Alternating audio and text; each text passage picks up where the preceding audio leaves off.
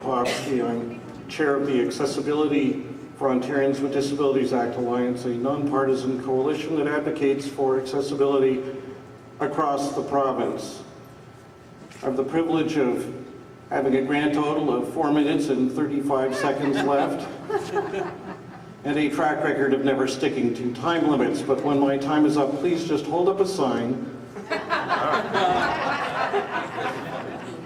Ontario committed itself to the goal of full accessibility for people with disabilities by 2025. It did that by a unanimous vote in the legislature 9 years ago in 2005. That was a great day.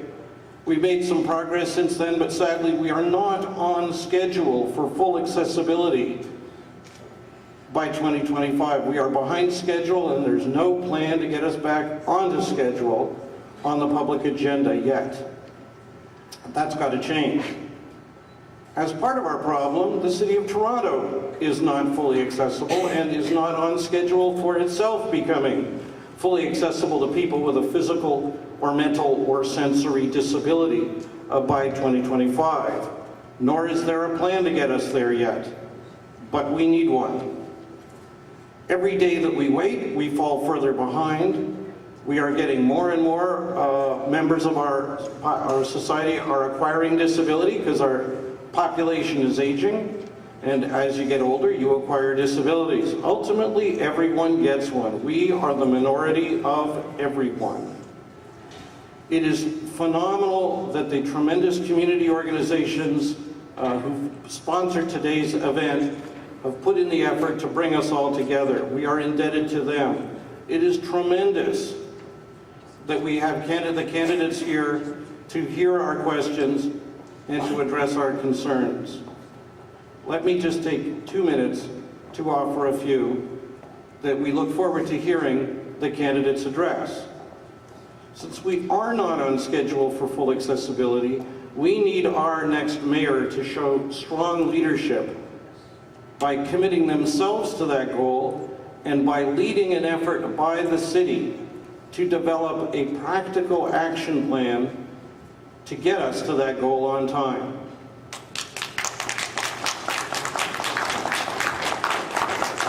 We look forward to hearing what the candidates have to say about that. Next year is 2015, halfway between 2000 and 2005, when the Disabilities Act was passed, committing us to this goal, in 2025, when the goal must, by law, be achieved. Halfway. We're not halfway there or even close. But next year, Toronto will host the 2015 Pan and Para-Pan American Games. The province expects upwards of 250,000 people to come here to watch those games, and many of them will have disabilities. But Toronto, unlike a number of cities south of the border, is not well equipped to accommodate and provide tourism and restaurant services for a substantial number of tourists with disabilities, much less our own residents. We need our next mayor to partner with the province, with the 2015 Games, and with Tourism Toronto, and with the private sector to ensure that we do achieve an impressive accessibility legacy for the 2015 Games. We want the public around the world to look at this city and see a city that's gotten itself halfway there and ahead of the game. We don't want the public and the world looking at us next year to see us slipping further behind. We want to know what the candidates have to say about that. Finally, there's been a little said during this campaign, this municipal mayoralty campaign, about transit. Folks with disabilities know all about the problems of transit because we have a really good public transit system that is far too inaccessible to far too many people with disabilities. We want to know whether our next mayor will ensure that for the first time the Toronto Transit Commission will not put a new subway car on any track in this city unless they know that anyone and everyone can get through the doors and onto it. Toronto Transit Commission announced in 2011 and 2012 that it would have all subway stations accessible by 2025. All of a sudden, they forgot, and they lost the money that they had already allocated for it. We want to know whether the next mayor will make them keep their word. Enough of me. Let's hear from the candidates. It is an honor and a privilege to introduce the moderator of tonight's event, Steve Paikin. He has instructed me to say nothing more about him than that he is the host of Agenda. I will stick to his request. However, had I been able to say more, I would have described him as one of Canada's preeminent political journalists, one of the toughest and fairest interviewers out there, and believe me, I know. I've been on the other end of that process. Last week he got to introduce me. This week I get to introduce him. It's a privilege to introduce Steve Paikin.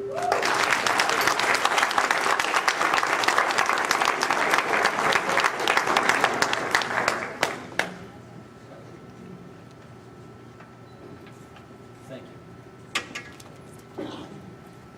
Unlike Mr. Lepofsky, who apparently can't stick to the rules or my requests, the four candidates here tonight have agreed to do that. So, thanks everybody for showing up in such good numbers. I'm glad you're not all politicked out by the provincial election, since we still have more politics to discuss tonight. A couple of housekeeping notes. If you need assistance, raise your hand. Someone will come help you. FYI, this event is being videotaped. We do have a photographer running around. We have media in the audience as well, and we'll send out a YouTube link of this in the days ahead.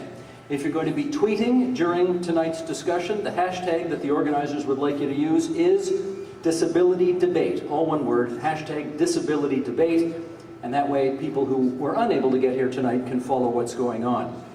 Anna and Carolina, I don't know where you are, but you're the social media gurus for this evening, and apparently right here? Awesome. Okay, you're on the case. We've got 8 questions tonight, all reflecting issues relevant to the disability community. Each candidate obviously is going to have a chance to respond to each one.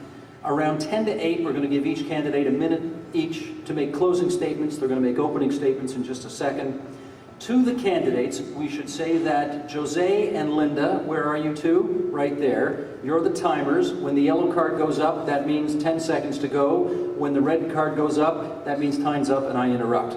So, the other admonition is to speak clearly and slowly because, as we can see here, Cheryl, our captioner, and our 2 ASL interpreters, Laura and Kate, I think that's Kate up there right now, and Laura is also going to do American Sign Language tonight. We don't want to tire them out too quickly, so we're going to try to speak slowly this evening. And with that, please help me welcoming the 4 candidates for Mayor of Toronto tonight who are on this podium with me. Olivia Chow, David Soknacki, Karen Stintz, and John Tory.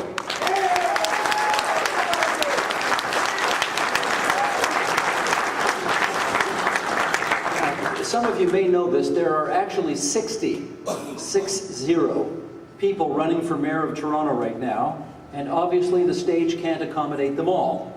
But there are others among that 60 who are here tonight, and we will have a chance to hear from them. If they just want to wave right now as I introduce them. Jeff Billard, there's Jeff. Selena Chan, there's Selena. Ari Goldkind, there's Ari. Rob Johannes, where's Rob? There's Rob. Erwin Sneedzens, there's Erwin. And I think, are there any other mayoralty candidates here tonight that I've missed? No, good. Okay, we thank you for coming as well, and we will hear from you later in the evening. Okay, candidates, let's go in alphabetical order with some opening statements just to set the table for the questions to come.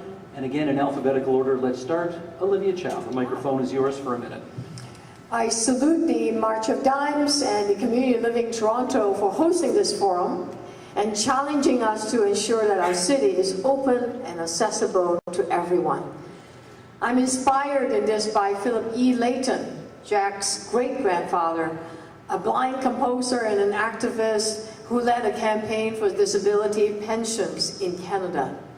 I am also inspired by my wonderful niece, Erin Layton, a Special Olympian.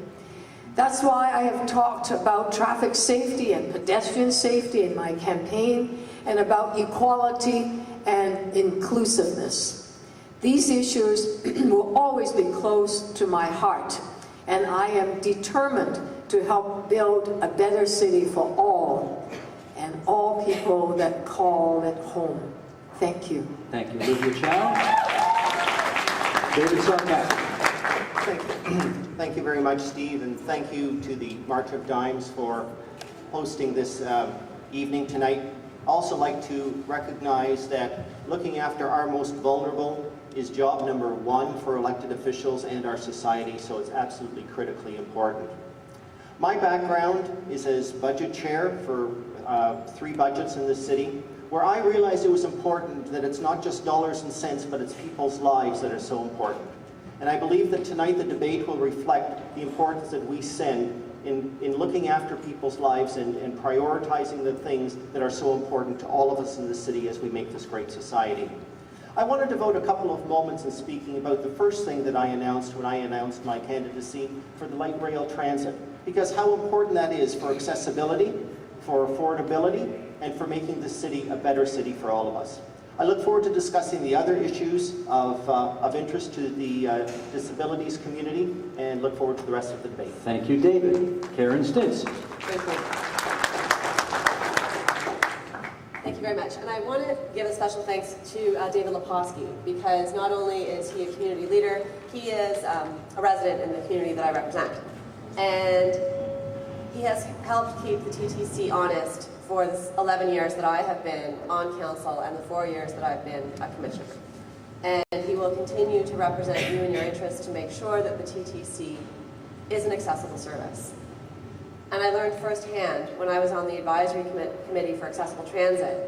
I met regularly with that committee, and how important it is to keep accessible issues, not as something that we deal with, but as a lens that we see everything through.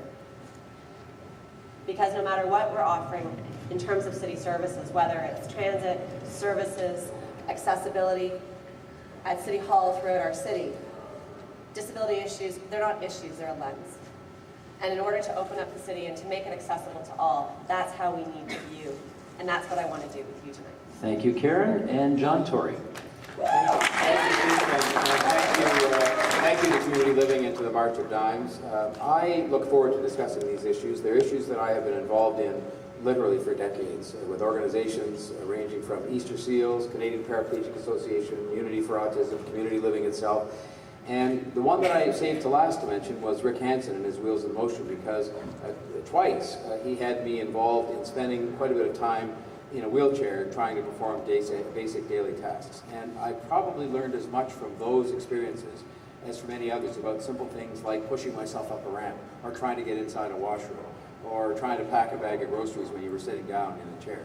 And so I came to realize just how many barriers are in front of people like that. Some because we have failed to change laws or change things physically, but others because nobody's really paid any attention to it. I say yes to what was asked for, a practical action plan for the city, because what you measure, you treasure, and what you treasure, you measure. And so I say yes to that, and I look forward to discussing ways tonight in which we can actually get on. Thank you, John Tory.